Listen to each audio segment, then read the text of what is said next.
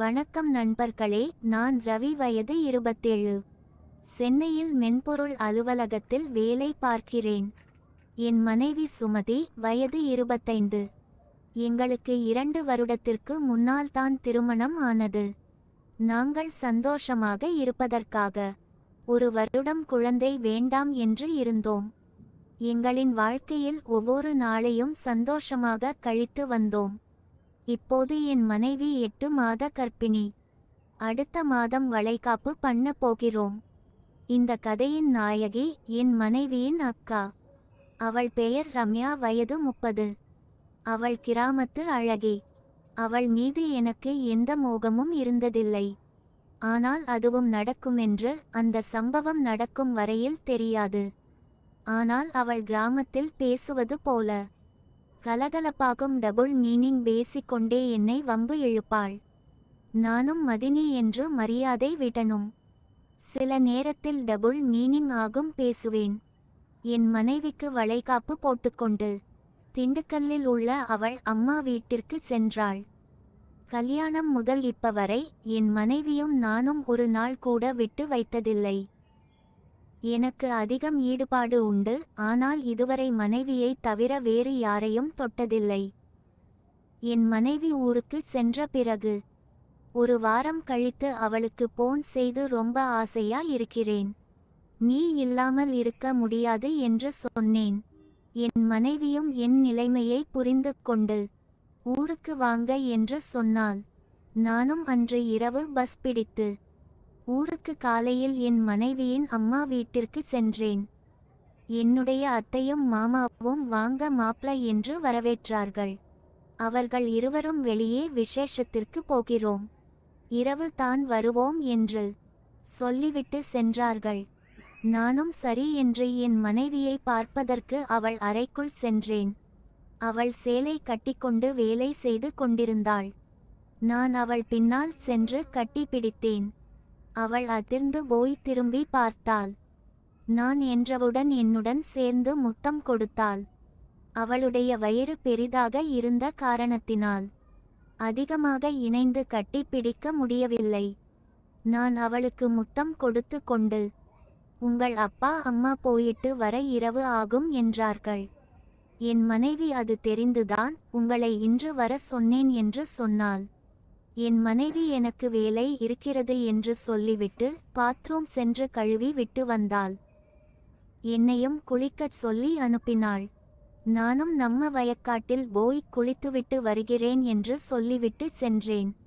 வயக்காட்டில் குளிப்பதற்காக சென்றேன். அங்கு ஏற்கனவே மோட்டார் ஓட்டிக்கொண்டிருந்தது. யார் என்று பார்த்தேன். என் மதினி ரம்யா தான் குனிந்து துணி துவைத்து கொண்டிருந்தாள். அவள் அருகில் சென்று பேச ஆரம்பித்தேன். அவளும் எப்ப காலையிலேயே வந்துட்டீங்களா மச்சான் என்று கேட்டாள். நானும் ஆமா என்று சொல்லிக் கொண்டிருந்தேன். அண்ணன் எங்கன்னு கேட்டேன். அவள் உங்க அண்ணே கறி வாங்க போயிருக்காரு, நான் துணி கடைக்கு வந்து துவைக்க ஆரம்பிச்சேன் என்று சொன்னாள். ரம்யா எப்பயும் போல என்னிடம் பேச ஆரம்பித்தாள் டபுள் மீனிங்காக.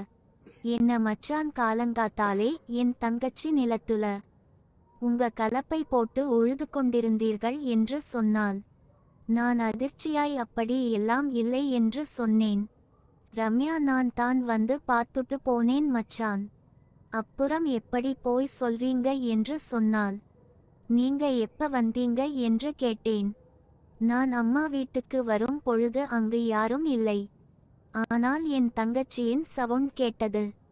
உள்ளே போய் பார்த்தேன், நீங்கள் உங்கள் கலப்பையை வைத்து அவன் நிலத்துல உழுது கிட்டு இருந்தீங்க. நானும் பார்த்துட்டு வெளியே கதவை அடைத்துவிட்டது வந்து விட்டேன் என்று சொன்னாள். நான் என்ன பேசுவது என்று தெரியாமல் மலுப்ப ஆரம்பித்தேன். அவள் அதை புரிந்து கொண்டு, சரி மச்சான், ஒரு பிரச்சனையும் இல்ல, இங்க வந்து குளிங்க என்று சொன்னாள். நான் இல்ல, நீங்க போங்க மதினி, நான் பிறகு குளித்துக்கொள்கிறேன் என்று சொன்னேன். ரம்யா என்னை பார்த்து, சும்மா குளிங்க, நான் ஒன்னும் உங்க கலப்பையை பார்க்க மாட்டேன் என்று வம்பு இழுத்தாள். நானும் அவளை பார்த்து, அதான் டெய்லி அண்ணே கலப்பையை பார்க்கறீங்களா, அப்புறம் எப்படி என் கலப்பை பார்ப்பீங்க என்று சொன்னேன். அவளும் உங்க அண்ணன் கலப்பை புது நிலத்தில் நல்லா தான் வேலை செஞ்சுச்சு. இப்ப உனது வேலை செய்ய மாட்டுது என்று சொன்னாள். நான் அப்போ உங்க நிலம் தண்ணி பாய்ச்சாம தான் இருக்கா என்று கேட்டேன். அவளும் என் நிலத்துல 3 வருஷமா தண்ணி பாய்ச்சாம தான் இருக்கு என்று சொன்னாள். அப்போதுதான் ரம்யாவை முழுமையாக பார்த்தேன். அவள் நான் பார்ப்பதே பார்த்து கொண்டு, மச்சான் நீ பார்த்துக்கிட்டே இருந்தா உங்க கலப்பையிலிருந்து தண்ணி வெளியே வந்துவிடும், பேசாம வந்து குளிங்க என்று சொன்னாள். நானும் சரி என்று மோட்டரில் குளிக்க ஆரம்பித்தேன். நானும் அவனும் குளித்தும் துணி துவைக்கும் முடித்து வந்தோம். அவள் நான் போயிட்டு வரேன் மச்சான் என்று சொல்லி சென்றாள்.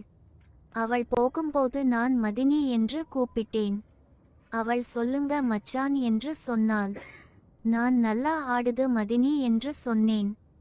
ரம்யா நான் சொல்வதை புரிந்து விட்டு சிரித்து விட்டாள்.